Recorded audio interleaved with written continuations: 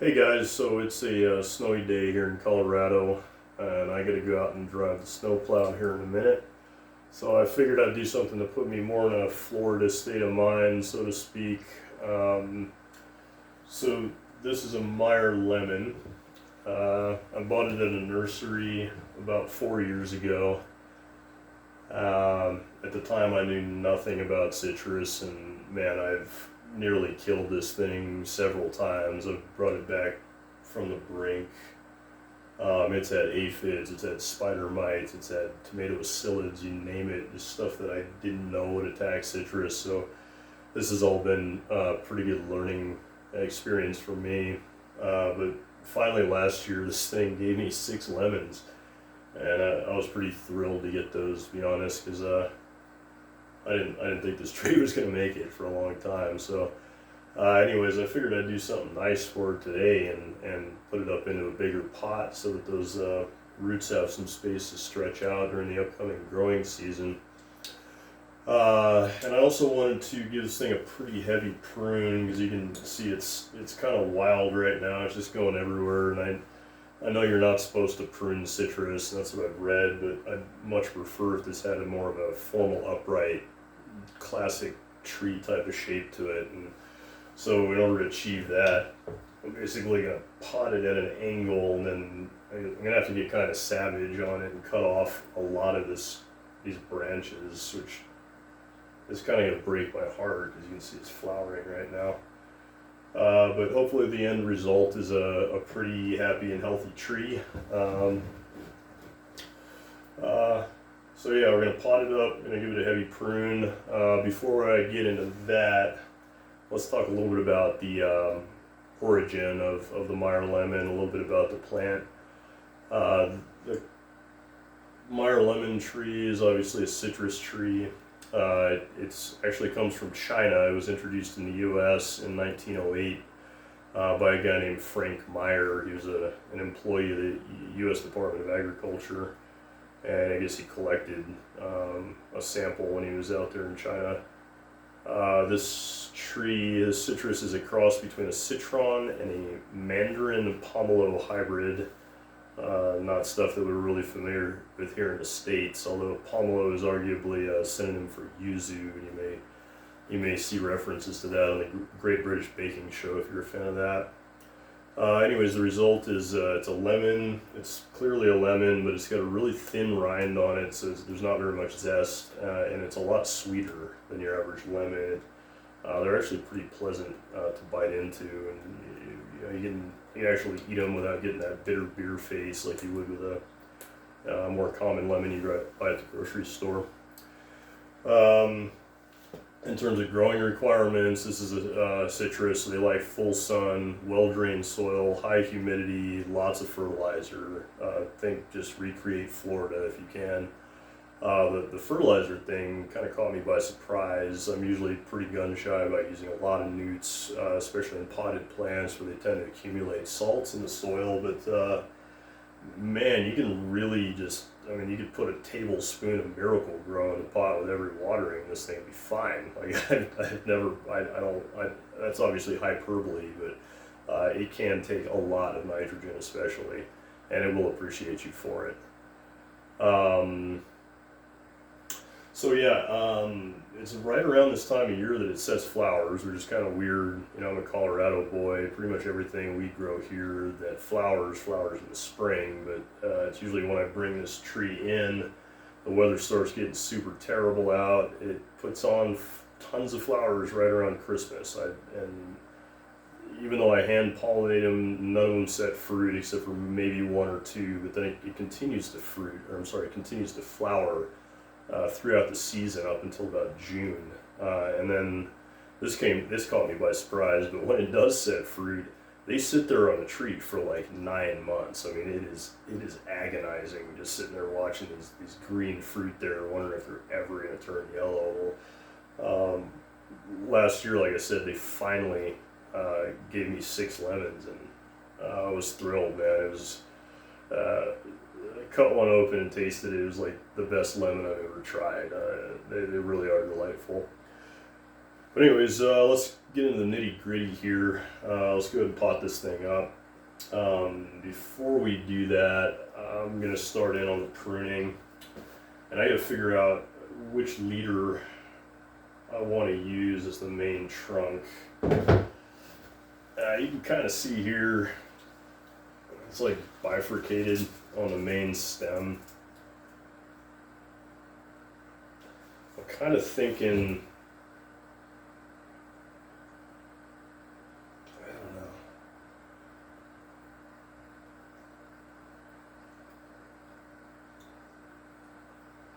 I keep thinking I'm going to use this leader and cut that guy off.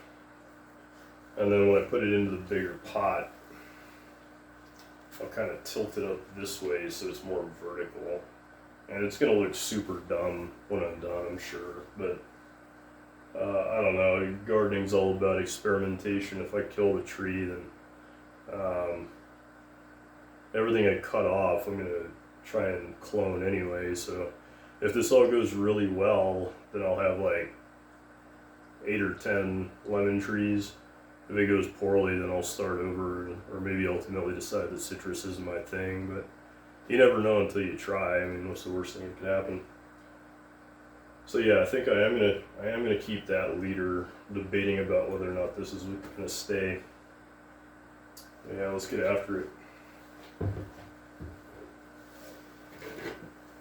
And my trusty Leatherman Super Tool 300. It's got this little pruning saw on it. Just a godsend. I'm a landscaper, so it's amazing how many times during the day you gotta, saw off a limb or a tree root when you're doing irrigation. This thing is just awesome. Super Tool 300.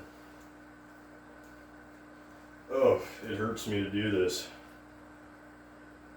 It just kills me inside to cut so much of this canopy off.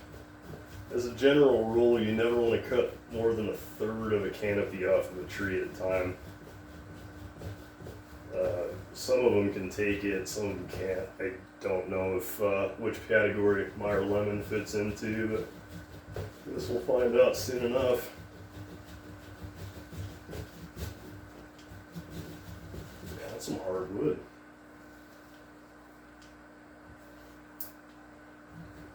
Now, the reason I'm sawing this rather than clipping it off, I know these are wire cutters, but they work pretty well for pruning. It's just that in these bigger branches, if you use shears, what it does is it crushes the cambium layer, and it can cause injury pretty far. It like makes longitudinal breaks down a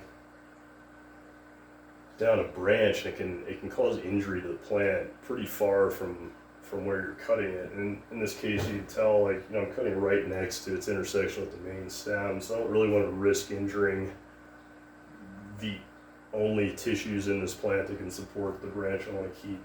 So that's why I'm using the saw. There we go. I should have used the Sawzall. Alright, that went pretty well. Yeah. It looks kind of like a Charlie Brown Christmas tree, but I don't know. Alright, so this is the pot that I'm going to use. It's about twice the size of the one it's in right now. So let's just give it a little test fit, see what it looks like in there.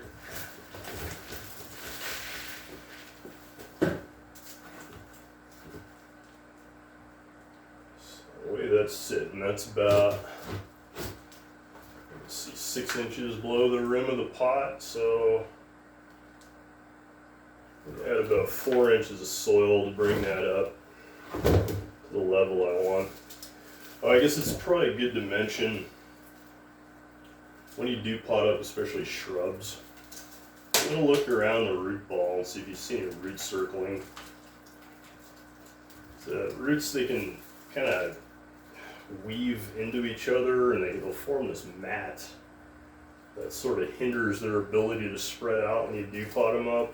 A lot of times when I buy nursery stock and I get it out of the pot to put it in the ground, it'll basically just be like this like an Afghan blanket full of roots, and I mean you can tell exactly when the nursery potted it up because they didn't tease the roots out, and basically the plant stayed the same size, it's just in a bigger pot. So I mean, oftentimes you can save yourself a lot of time planting nursery stock just by yanking them out of the pot they're in. They'll still be in the shape of a #1 root ball. It means you can make your planting hole smaller.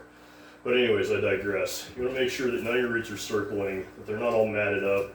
These actually look pretty healthy considering how long this plant has been in this pot. I'm kind of surprised it's not pot bound. These actually look pretty good. I'm going to tease a couple of them out. A lot of times I use a fork, like an actual eating fork, just kind of pick those roots out. They make actual root rakes for bonsai, but rather than spend $10, I mean, you can use a plastic fork, it doesn't matter. It's all about doing stuff in the most inexpensive way possible. So, alright. Obviously, I don't have too many views on YouTube yet, but I love this potting soil. I use it all the time. Everybody hates me for it. Miracle Grows the devil, and all that good stuff, but it's a pretty consistent product. It's relatively inexpensive, and it has time-release fertilizer in it. It's fire to forget. It works pretty well. I mean, obviously not an endorsement for Miracle Grow, and I'm sure I'll get flamed in the comments section for even using it, but that's what I'm using for this Meyer lemon. So a really easy way to kind of adjust the height of your tree is just to add soil in there, just go nuts.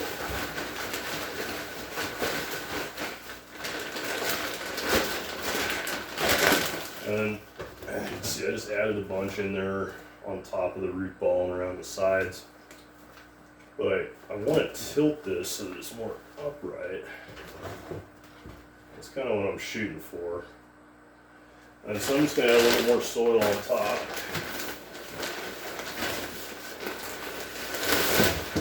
That was graceful.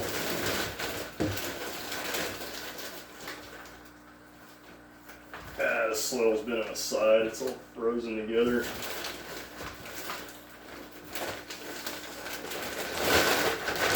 It's kind of like changing your oil, I always try to get that last thread off the drain plug without spilling any oil onto my hands. I can't do it. I've never seen anybody do it. It's the same with potting up anything. Like, you can be as careful as you want about not spilling dirt. Do it in a place where you don't care if it gets dirty, because you are going to spill some dirt.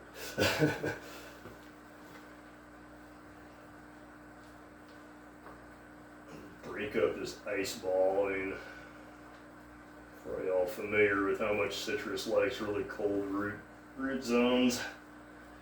I'm not trying to shock this plant. I got a couple of jugs of warm water that I'm going to use to water this in, so hopefully that helps me avoid any kind of transplant shock. And as always, when you plant something up, you want to leave a little bit of a recess from the rim of the pot. So that if you're in a hurry and you just want to dump some water on there real quick, it actually has a place to go rather than rolling over the edge of the pot. And you want that recess to be within reason.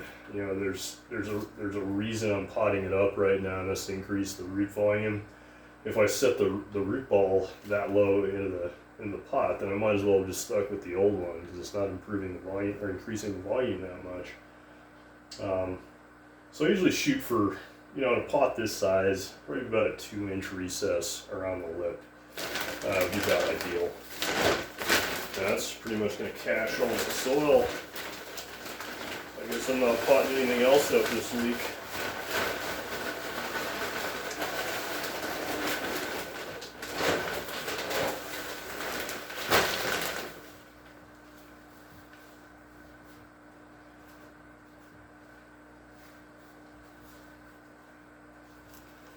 That's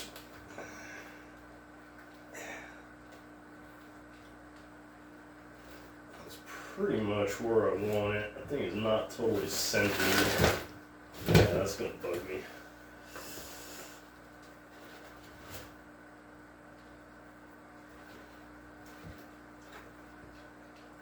it's closer to centered. I'm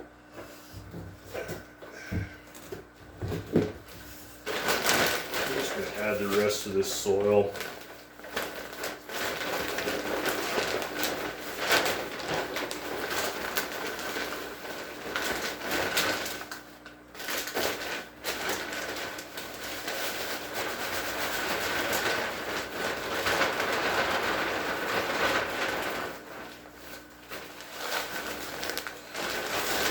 Dirt flying everywhere, not dirt, soil flying everywhere.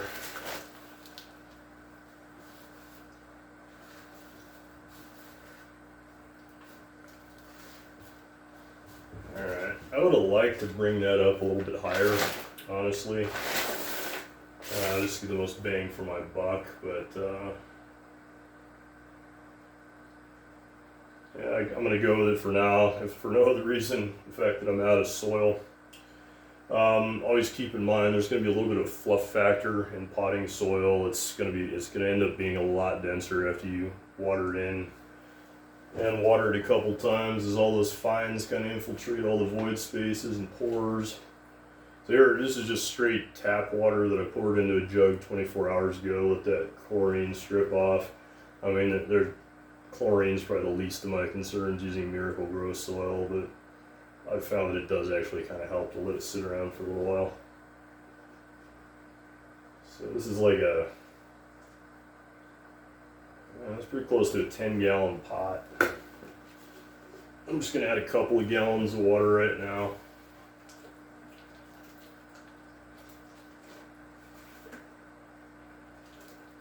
One of the things about potting soil, and I think it kind of bugs me, is it can come out of the bag so dry that it's actually hydrophobic, and so it won't actually absorb moisture.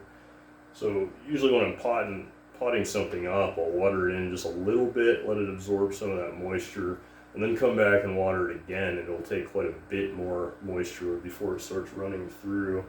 And that's just because the mediums have a little bit of time to absorb some water and become hydrophilic. So that's basically it. I mean, I'm gonna give it a little bit more water, and I don't know, I might take that guy, I might take that one, I don't know. But that's basically it. That's a Meyer lemon. It's been potted up. I hope it's happy. Hope it doesn't die. I'm gonna do a video here in a little bit about cutting off some of the parts that I pruned off, and I'm gonna try and clone them. We'll see what happens. Anyways, like and subscribe. I appreciate you watching.